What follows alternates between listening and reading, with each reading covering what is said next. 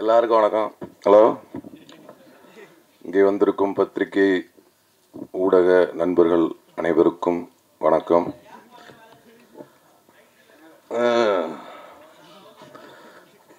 மேடையில் அமர்ந்திருக்கும் பெரியோர்கள் அனைவருக்கும், அண்ணன் செந்தமிழன் ஆருயிர் அண்ணன் சீமான் அவர்களுக்கும் மற்றும் மேடையில் அமர்ந்திருக்கும் பெரியோர்கள் அவர்களுக்கும், தம்பி சாட்டை துரைமுருகன் அவர்களுக்கும் மற்றும் பெரியவர்கள் எல்லாருக்கும் என்னுடைய வணக்கத்தை தெரிவிச்சுக்கிறேன். இந்த படத்தில் நடிக்க எனக்கு வாய்ப்பு கொடுத்த தயாரிப்பாளர் இயக்குனர் எசக்கி கார்வணன் அவர்களுக்கும் என்னுடைய நன்றியை தெரிவிச்சுக்கிறேன். இந்த படத்தோட ஒளிப்பதிவாளர் சுகுமார் அண்ணனுக்கும் என்னுடைய நன்றியை தெரிவிச்சுக்கிறேன். படத்தோட இசையமைப்பாளர் தீபன் சக்கரவர்த்தி அவர்களுக்கும் நன்றியை தெரிவிச்சுக்கிறேன். மற்றும் சாயாதேவி அவர்களுக்கும், என்னுடன் படத்தில் பணிபுரிந்த அனைத்து நடிகர்களுக்கும், அண்ணன் MS பாஸ்கர் அவர்களுக்கும் என்னுடைய நன்றிகளை தெரிவிச்சுக்கிறேன். தம்பி VR பார்க்குறியா, VR அவர்களுக்கும் நன்றி, கூல் சுரேஷ் அண்ணன் அவர்களுக்கும் நன்றி மற்றும் அமைந்திருக்கும் அனைவருக்கும் நன்றியை தெரிவித்து விடைபெறுகிறேன். நன்றி, வணக்கம். இயற்கைக்கும் இறைவனுக்கும் முதல் வணக்கம். ஜூன் 6 பரமசிவன் ஃபாத்திமா ரொம்ப சந்தோஷமாக இருக்குது. ஏன்னா கமல் சார் கூட வருது இந்த படம். அது நினைக்கும் போது கொஞ்சம் பயமாகவும் இருக்குது. எனிவே ரொம்பவே சந்தோஷம். அண்ட் இந்த மேடைக்கு ரொம்ப நன்றி. இந்த மேடையில் நான் நிற்கிறதுக்கு முதல் காரணம் என் அம்மாவுக்கு முதல் நன்றி. அண்ட் இந்த படத்தில் ஒர்க் பண்ண எல்லாருக்குமே ரொம்ப பெரிய நன்றி. கார்வணன் சாராக இருக்கட்டும், விமல் சார் கூட என்னோடய 2வது படம் இது. Thank you so much. அண்ட் வேறு யாராவது மியூசிக் டைரக்டர், சாரி நான் இவரை பார்த்ததே இல்லை. நாங்கள் நார்மலாக தான் டெக்ஸ்ட் பண்ணிகிட்டு இருந்தோம். சாங் பயங்கரமாக வந்திருக்கு. இன்றைக்கி இந்த இடத்துல நாயகன் அவர் தான். ஸோ அவருக்கு ஒரு முதல் நன்றி. அண்ட் இந்த படத்தில் ஒர்க் பண்ண டெக்னீஷியன்ஸ் எல்லாத்துக்குமே ரொம்ப நன்றி. சஷ்விதா அண்ட் விஆர்னு சொல்லி பழகிடுச்சு, பட் விமல்ராஜ் வந்திருக்க எல்லாருக்கும் நன்றி. Thank you so much. இசை வெளியீட்டு விழாவிற்கு வந்திருக்கக்கூடிய பத்திரிகை ஊடக நண்பர்கள் அனைவருக்கும் என்னுடைய இனிய மாலை வணக்கம். மேடையில் வீட்டிருக்கக்கூடிய கவிஞர் ஏகாதசி அவர்களுக்கும், இசையமைப்பாளர் தம்பி தீபன் சக்கரவர்த்தி அவர்களுக்கும், தம்பி பிரசாத் முருகேசன் அவர்களுக்கும், ஏனப்பண்ணன் அவர்களுக்கும், மனோஜ்குமார் அண்ணன் அவர்களுக்கும், சாட்டை துரைமுருகன் தம்பி அவர்களுக்கும், எங்கள் ஐயா மகன் சுகா அவர்களுக்கும், ஐயா எசக்கி கார்வணன் அவர்களுக்கும், விமல் அவர்களுக்கும், எங்கள் அண்ணன் மகள் சாயாதேவி அவர்களுக்கும், சஷ்மிதாவுக்கும், தம்பி VR அவர்களுக்கும், தம்பி கூல் சுரேஷ் அவர்களுக்கும், சொல்லலைன்னா அப்புறம் வெளியே வந்தால் கத்துவார். அது எதுக்கு மேடையில் உட்காந்துட்டே கத்துறாரு. எல்லோருக்கும் மட்டுமல்லாமல் ஒரு படத்தை 100 தடவைக்கு மேலே நான் பார்த்துருக்கேன், இன்னும் பார்த்துக்கிட்டு இருக்கேன், இன்னும் பார்ப்பேன். அந்த வசனங்கள் மூலமாக அந்த சீற்றத்தை பார்க்க முடிந்தது. இன்று நேரடியாக பல ஸ்டேஜுகளில் அவருடைய சீற்றத்தை கேட்க முடிகிறது. என்னுடைய அன்பு பங்காளி, நாம் தமிழர் தலைமை ஒருங்கிணைப்பாளர், என்னுடைய அன்பு பங்காளி சீமான் அவர்களுக்கு என்னுடைய உளம் கனிந்த இனிய வணக்கங்கள், வாழ்த்துக்கள். இந்த படத்துக்கு கூப்பிட்டதே ஒரு விசித்திரமாக கூப்பிட்டாப்பில்ல என்னாச்சு. இதில் ஒரு ஃபாதர் கேரக்டருக்கு நீ நடிக்கணும். ஐயா நீங்கள் முதல்ல யாருன்றதை சொல்லுங்கள், அதுக்கு அப்புறமா நான் இல்லை நீங்கள் திருநெல்வேலி பாஷையில் நல்லா பேசுவில்ல அப்படின்னு. நல்லா பேசுவேன், ரைட்டு, யாருன்னே சொல்ல மாட்டேங்கிறீங்க, ஃபாதர் கேரக்டர்ன்றீங்க, என்ன ஏது, நான் எசக்கி கார்வணன் பேசுகிறேன் அப்படின்னாரு. அதுக்கப்புறமா தம்பி சுகா அவர்கள் சொன்னார், நமக்கு ரொம்ப வேண்டியவங்க நினச்சி பண்ணுங்க அப்படின்னாங்க. அதுக்கப்புறமா நான் ஆஃபீஸுக்கு போய் பார்த்தேன், கேரக்டர் சொன்னாங்க. ஒரு ஃபாதராக இருந்தாலும் கொஞ்சம் புரட்சிகரமாக பேசக்கூடிய ஒரு கேரக்டர். இதில் அவர் மனோஜ்குமார் என்ன சொன்னார், வேண்டாம் அதெல்லாம் பேசாதீங்க, எடிட்டிங்கில் வெட்டிடுவேன்னார். எடிட்டிங்கில் வெட்ட மாட்டேன், நீங்கள் பேசுங்கன்னு சொல்லி அவர் பேச வச்சு அது சென்சாரில் வெட்டி விட்டாங்க. 2 நல்ல கேரக்டர், 2 நல்ல டைலாக்கு, அருமையான டைலாக்கு, 2 டைலாக்கு. அது வேண்டாம், இங்கே சொல்கிறது அவ்வளோ நல்லா இருக்காது. அந்த மாதிரி ஒரு நல்ல கேரக்டர். இதில் என்ன ஒரு பெரிய விசேஷம் அப்படின்னு கேட்டிங்கன்னாக்க, மனோஜ்குமார் என்ன சொன்ன மாதிரி சிறுமலையில் எங்கள் ஷூட்டிங் குரூப் மட்டும் இல்லாமல் அந்த ஊரே வந்து ஒரு ரிலேஷன் மாதிரி நல்ல ஒரு அருமையான ஒரு கிளைமேட்டு, நல்ல வந்து ஒரு ஷூட்டிங்கில் வந்து அருமையான சீன்ஸு, கொஞ்சம் கூட அலுப்பு தெரியாத அளவிற்கு ஒரு அற்புதமான ஒரு ஷூட்டிங் விஷயம் ரொம்ப நல்லா இருந்தது. இது எல்லாத்தையும் விட பெரிய சந்தோஷம் என்னன்னு கேட்டிங்கன்னாக்க, இந்த படத்தில் நான் ஃபாதராக நடிச்சுட்டு வந்தேன். அக்டோபர் 31 அன்றைக்கி கிராண்ட் ஃபாதர் ஆகிட்டேன். என்னுடைய மகளுக்கு ஒரு மகள் பிறந்து என்னை தாத்தாவாக்கிட்டாங்க. ரொம்ப சந்தோஷமாக இருக்கேன். இந்த படம்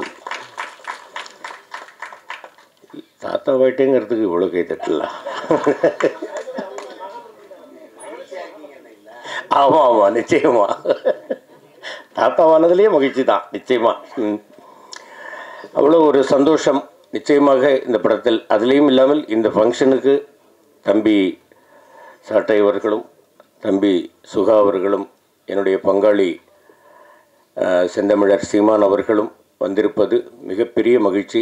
இந்த படத்திற்கு மிகப்பெரிய ஒரு சப்போர்ட்டும் ஆசீர்வாதமும் உங்களிடமிருந்து கிடைக்கும் அப்படின்னு நான் நம்புகிறேன்.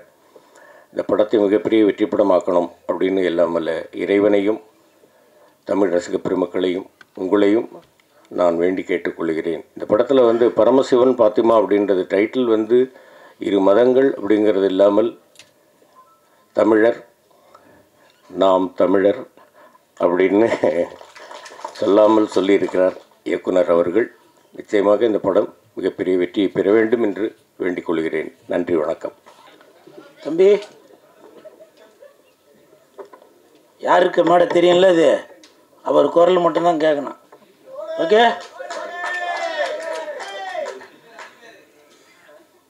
மேடையில் அமர்ந்திருக்கும் அனைவருக்கும் வணக்கம். பத்திரிகை நண்பர்கள், ஊடக நண்பர்கள், இணையதள நண்பர்கள், பிஆர்ஓ நிக்கில் முருகன், மேனேஜர் முருகேசன். முருகேசா, நீ என் மகனானி எங்கே இருக்கிறாய்? அனைவருக்கும் வணக்கம். மேடையில் பேசி கைத்தட்டல் வாங்கும் அளவிற்கு நான் செந்தமிழன் சீமான் இல்லை. தயவு செய்து நீங்களே ஒரு தடவை கை தட்டிடுங்கப்பா. இந்த கைத்தட்டல்கள் அனைத்தும் பரமசிவன் பாத்திமா அந்த குழுவிற்கு தான் போய் சேரும்.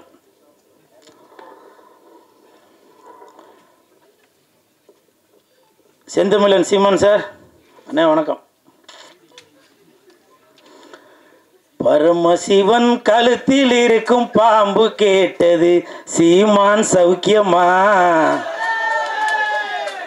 இருக்கும் இடத்தில் இருந்து கொண்டால் எல்லாம் சௌக்கியமே, இசக்கி சொன்னது. அதில் இல்ல, இதில் அர்த்தம் உள்ளது. இயக்குனர் திரு இசக்கி கார்வண்ணன் அவர்களிடம் நான் கேட்டேன், சார் நம்ம படத்திற்கு இசை வெளியீட்டு விழாவுக்கு யார் சிறப்பு விருந்தினராக வருது அப்படின்னு. அப்போது இயக்குனர் சொன்னாங்க, 2 சிறப்பு விருந்தினர் வராங்க, ஒன்று சீமான், இன்னொன்று கூல் சுரேஷ் அப்படின்னு சொன்னாங்க. அந்த இடத்துல ஒரு திருத்தம்.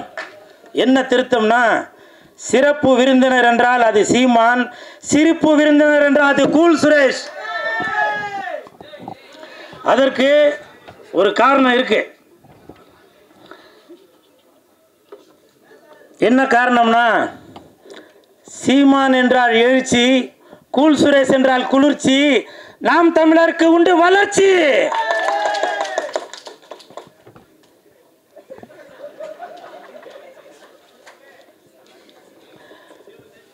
அது மட்டும் இல்லை, நான் எதுக்கு சீமான் அண்ணனை வந்து இந்த இடத்துல ஏதோ ஜால்ரா போட்டு ஏதோ பெருமையாக பேசுகிறார் போல அப்படின்னு சில பேர் நினைக்கலாம். கமெண்ட்டில் சில பேர் கூட அந்த மாதிரி கமெண்ட் பண்ணிகிட்ருக்கீங்க. அதுக்கு ஒரு உதாரணம் சொல்கிறேன். இந்த பரமசிவன் பாத்திமா அந்த படத்திற்கு உண்மையிலேயே தகுதியான ஒரு மனிதர் என்றால் அது செந்தமிழன் சீமான் அண்ணன் மட்டும்தான். தமிழகத்தில் மட்டுமல்ல, இந்தியாவில் மட்டுமல்ல, உலகத்தில் உள்ள யாரை எடுத்துட்டாலுமே சரி, இந்த பரமசிவன் பாத்திமா படத்திற்கு இசை வெளியீட்டு விழாவிற்கு வரக்கூடிய தகுதியான ஒரே மனிதர் அது செந்தமிழன் அண்ணன் சீமான் அவர்கள் தான்.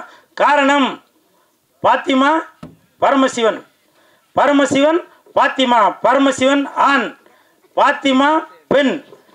தமிழகத்தில் 234 தொகுதிகளிலுமே புரிஞ்சிருக்கும் நினைக்க தட்டுங்க.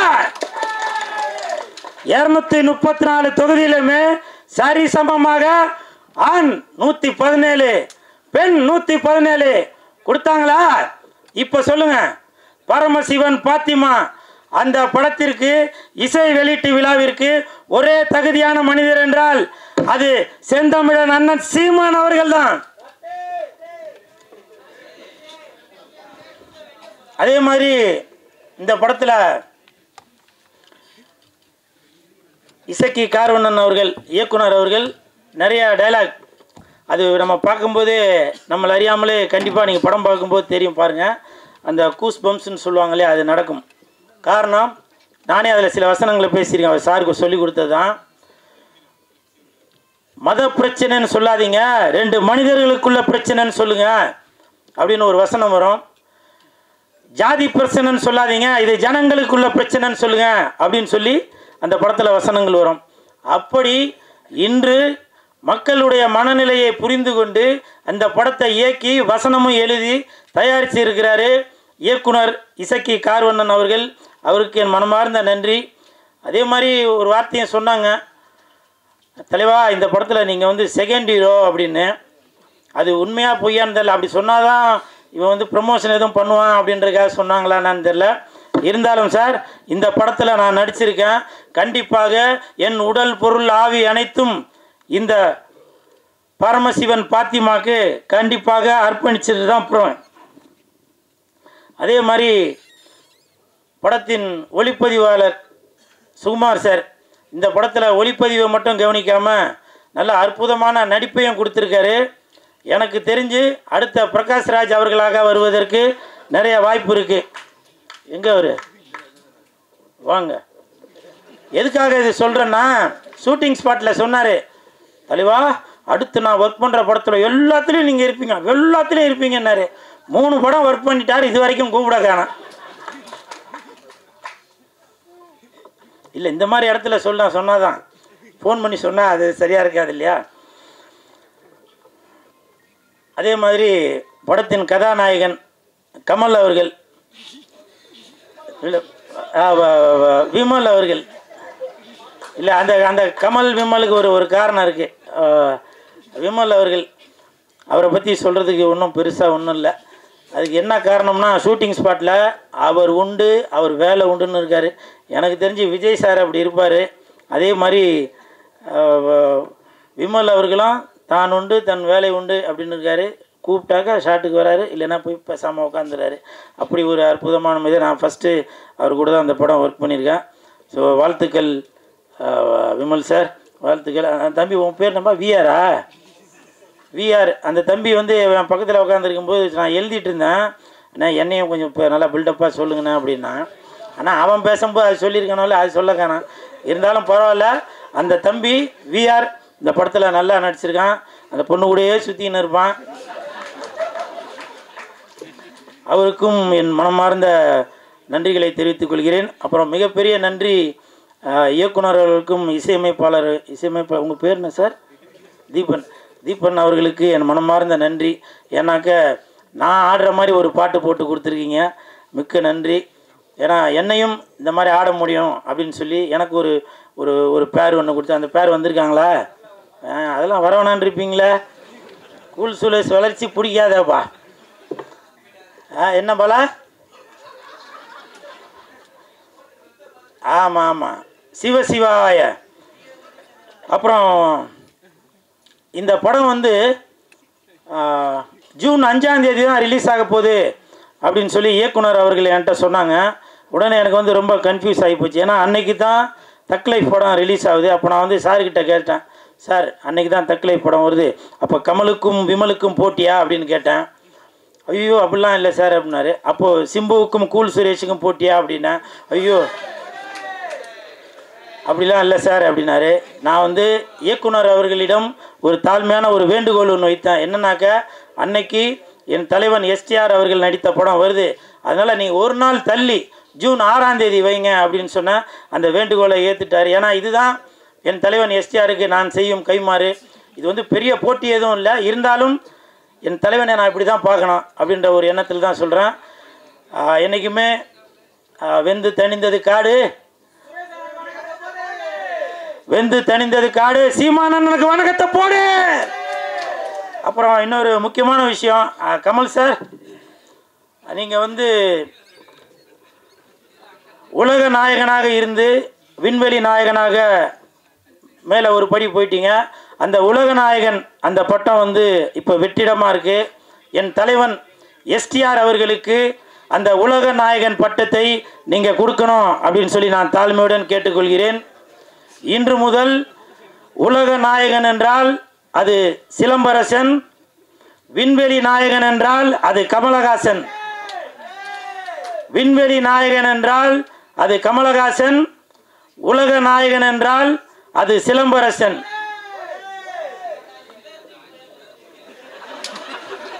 என்னவோ சொன்னீங்கப்பா, கேட்கலவா? பரமசிவன் பாத்திமா வருகின்ற ஜூன் 6, கொஞ்சம் பார்த்துமா. நன்றி நன்றி நன்றி நன்றி.